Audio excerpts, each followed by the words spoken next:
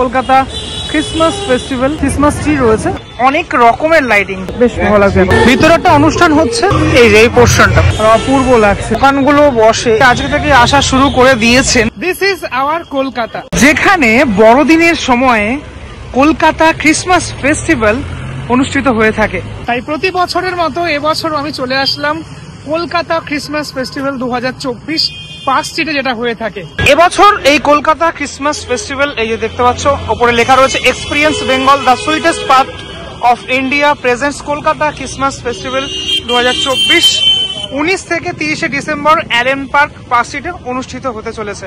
সম্পূর্ণ রোডটা এরকম সুন্দর করে সাজানো থাকে। মানুষজন অ্যাকচুয়ালি এই লাইট তো দেখতে আসেনি, প্লাস অ্যালেন পার্কটাও সুন্দর করে সাজানো থাকে। রং বেরঙের এই লাইট গুলো দেখতে আরো বেশি ভালো লাগে প্রত্যেক বছর। আর এখানে এই পার্ক স্ট্রিটের যে এলাকাটা, এটা মানে তোমার অফিস পাড়া নামেই তো পরিচিত, বিভিন্ন অফিস এখানে রয়েছে।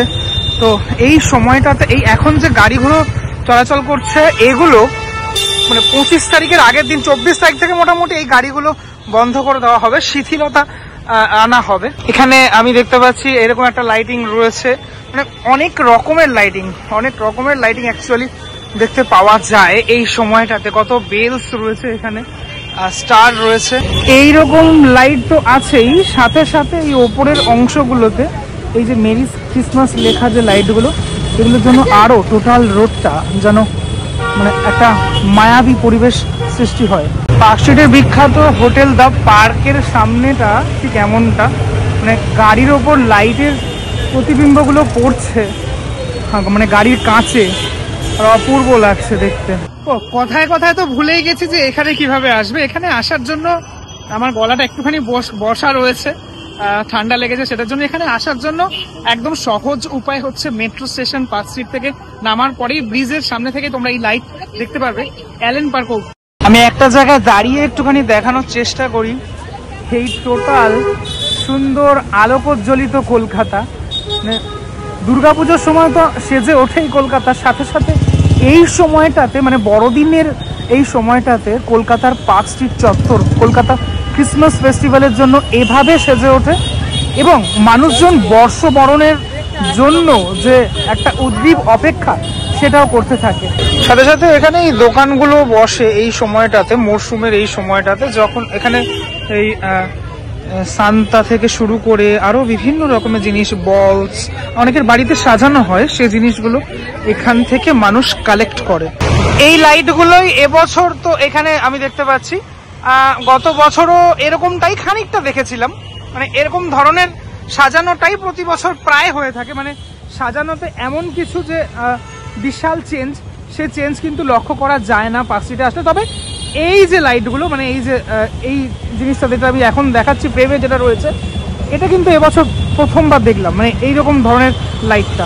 এই দেখো গাছের ওপরে এইভাবে তোমার সাজানো রয়েছে। এখানে আবার একটা সান্তার বিশাল বড় তোমার লাইটিং রয়েছে, লাইটিং এর মধ্যে সান্তা রয়েছে, এটা বেশ ভালো লাগলো দেখে। এক বছর দেখেছিলাম এখানে সান্তা ঘোরাফেরা করছে, এবছর হয়তো 25 ডিসেম্বরে আমরা দেখতে পারবো সেটা। মানে এই আরো রাত করে আসলে, যখন এই মানে গাড়িগুলো থাকবে না, যখন একদম ট্রাফিক মুক্ত থাকবে, তখন কিন্তু এই চত্বর আরো বেশি মায়াবী লাগবে। এখন তো একটু কোলাহল লাগছে, সেটা কিন্তু লাগবে না। এখানে আমি দেখতে পাচ্ছি একটা বিরাট বড় ক্রিসমাস ট্রি রয়েছে। আমি দূর থেকে যে জায়গাটার জন্য অপেক্ষা করছিলাম চলে আসলাম সেই জায়গাটাতে। এই জায়গাটা অপূর্ব লাগছে দেখতে, মানে পুরো টোটাল মানে ঝিকিমিকি একদম লাইট রয়েছে এখানটাতে।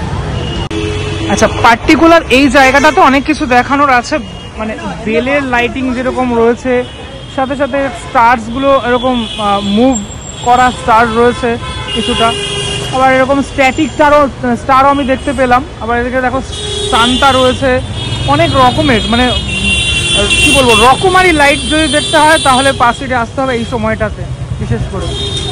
মানুষজন মোটামুটি আজকে থেকে আসা শুরু করে দিয়েছেন 19 তারিখ থেকে। এইখানটাতে বেশ কিছু দোকান থাকে, সেই দোকান থেকেও মানে খাবারের দোকান থাকে, সেখান থেকে খাবার দাবারও আপনারা খেতে পারেন আসলে অবশ্যই।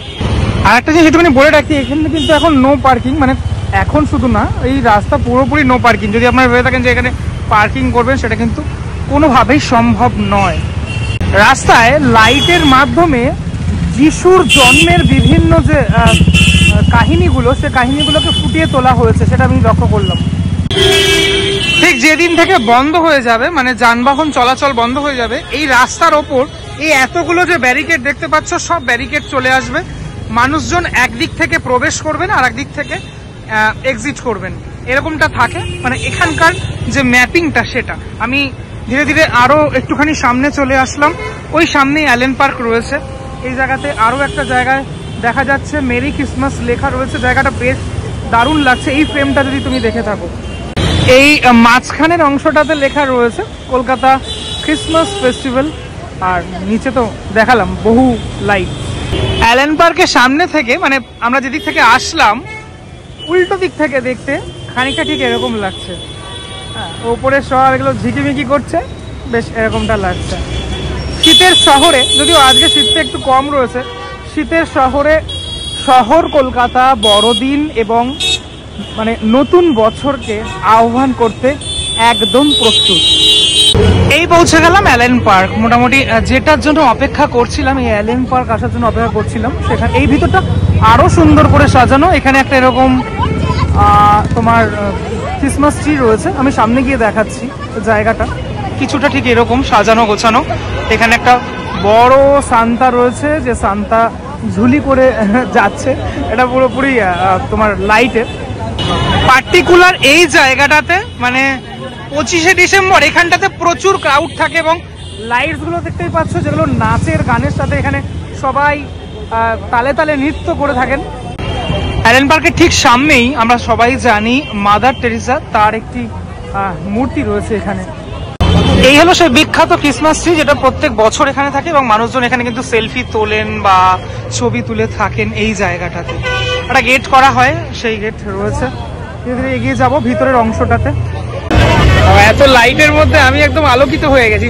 হ্যাঁ, তো যেটা বলার জন্য আসলাম সেটা হচ্ছে, যদিও এই অ্যালেন পার্ক বন্ধ থাকে, 25 তারিখ কিন্তু বন্ধ থাকে, এবং তার আগের দিনও সম্ভবত বন্ধ থাকে। তোমরা আসলে শুধুমাত্র এসে এই রোড দিয়ে আবারও ব্যাক করে যেতে হবে। চলো ধীরে ধীরে চলে যাই ভিতরের অংশটাতে। এই হলো তোমার ভিতরের অংশটা। প্রত্যেকবার দারুণ করে সাজানো থাকে, এবং তার অন্যথা এবছরও হয়নি। চারিদিকটা খুব মনোরম একটা পরিবেশ এখানে সৃষ্টি হয়েছে। এই জায়গাটাতে একটা এরকম ফোয়ারা মতো রয়েছে। বিশেষ করে এই যে জায়গাটা, মানে এই যে পোর্শনটা, এই পোর্শনটা হেভি লাগে দেখতে।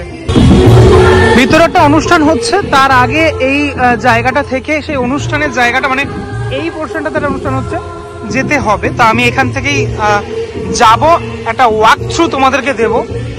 এই বাদিকের অংশটাতে যিশুর জন্মের বিভিন্ন কাহিনীগুলো ফুটিয়ে তোলা হয়েছে। এই যে এই পোর্শনটা প্রত্যেকবার এবার এরকম করেই কিন্তু সাজানো হয়ে থাকে, এবং এবছরও এভাবেই সাজানো হয়েছে। এই টোটাল এই পোর্শনটা, টোটালটা মানে তার জন্ম, যিশুর জন্ম, সেই জন্মটা এখানে দেখানো হয়েছে। ছোট্ট শিশু। বাকি এইখানটাতে মানুষজন ছবি টবি তুলছেন। এখানে ফাঁকা পাওয়া যাবেই না আর কি, মানে ছবি তোলার জন্য হুড়মুড়িয়ে এখানে একটা ভিড় পড়েই, ফাঁকা একদমই থাকে না। হ্যাঁ, এখানে যেটা বলছিলাম আমি, যে প্রোগ্রামটা, সেই প্রোগ্রাম এখানে অনুষ্ঠিত হচ্ছে। এরকম সেলফি জোন থেকে শুরু করে সবকিছুই রয়েছে এখানে দর্শকদের বসার জন্য। এই হলো জায়গা। আর আমি একটু মূল যে ডায়াসটা, সেটা যদি দেখাই খানিকটা, এরকম দেখো সবাই একই রকমের পোশাক পরে রয়েছেন। কি অপূর্ব লাগছে না দেখতে। এই শুধু এই জায়গাটা দারুণ লাগছে কিন্তু দেখতে, এবং লাইভ এখানে দেখানো হচ্ছে। এখান থেকে একটু দেখাই, দেখো লাইটগুলো এখান থেকে হেভি লাগছে। এখন পুরোপুরি মানে আমি যখন এসেছিলাম তখন হালকা দিনের আলো ছিল, এখন তো পুরোপুরি রাতের অন্ধকার। তো বেশ ভালো লাগছে এখন দেখতে। বিশেষ করে অ্যালেন পার্কের এই ভিতরের যে ফিলটা, সেই ফিলটা বেশ আমার ভালো লাগে। লাইট দিয়ে এত সুন্দর করে সাজানো হয়, মানে প্রত্যেকটা জিনিসই ভালো লাগে। আমি একটু দেখাই এইখানটা, এই পোর্শনটা, এই দেখো এই পোর্শনটা দারুণ লাগছে। আচ্ছা, একটু বলে রাখি, যেটা অ্যানাউন্সমেন্ট করা হচ্ছে এভরিডে মানে 5:30 থেকে মোটামুটি 9:30, 9:45 অবধি চলে এই প্রোগ্রামটা। তো আপনারা আসলে অবশ্যই এই টাইমের মধ্যেই আসবেন। তো যেটা বলছিলাম, এই দেখো এই জায়গাটা দারুণ। আচ্ছা, 24 আর 25 এই দুটো দিন অ্যালেন পার্ক, অর্থাৎ এই যেখানে আমি রয়েছি, এই জায়গাটা কিন্তু ক্লোজ থাকে। সেটা অ্যানাউন্সমেন্ট করে দেওয়া হলো, যেটা আমি একটু আগে বললাম। এখানেও ভিতরে বেশ কিছু স্টল আছে যেখানে বেশ কিছু খাবার দাবার রয়েছে, এখান থেকেও আপনারা চাইলে খেতে পারেন। এবং ওয়েস্ট বেঙ্গল ট্যুরিজমের পক্ষ থেকে এখানে বেশ কিছু স্টল করা হয়েছে। আজকে ভিডিওর মাধ্যমে আপনাদেরকে দেখানোর চেষ্টা করলাম কলকাতা ক্রিসমাস ফেস্টিভ্যাল পার্ক স্ট্রিটে যেটা হয়ে থাকে প্রত্যেক বছর। সেটা কেমন লাগলো ভিডিওটা সেটা আমাকে অবশ্যই জানাবেন। পরবর্তী ব্লগে দেখা হচ্ছে খুব শীঘ্রই। ততক্ষণের জন্য বিরতি নেব, ভালো থাকো সবাই, টাটা।